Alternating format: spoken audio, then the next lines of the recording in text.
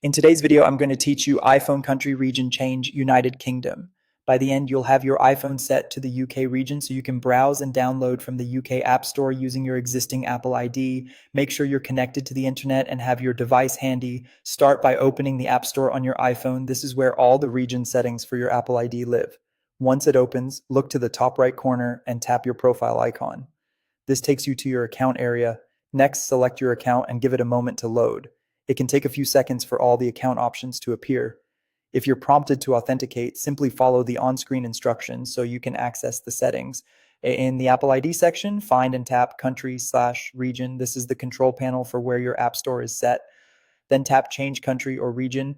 You're telling the App Store you want to switch the storefront your Apple ID uses. Scroll through the list and choose United Kingdom. Take your time here to make sure you select the correct country. When the terms and conditions appear, tap Agree to accept them. It's a good idea to skim the highlights so you know what's changing, especially around billing and content availability. You'll now be asked to choose a payment method. Select a debit or credit card if you want to add one, or choose none if you don't want to add a payment method right now.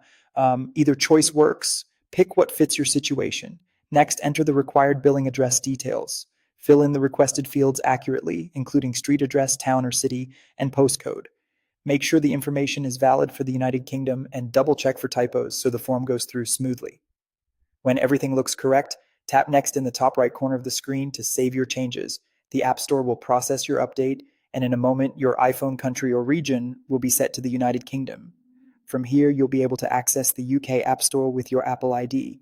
App availability, pricing, and featured content will reflect the UK storefront, and you can browse as usual.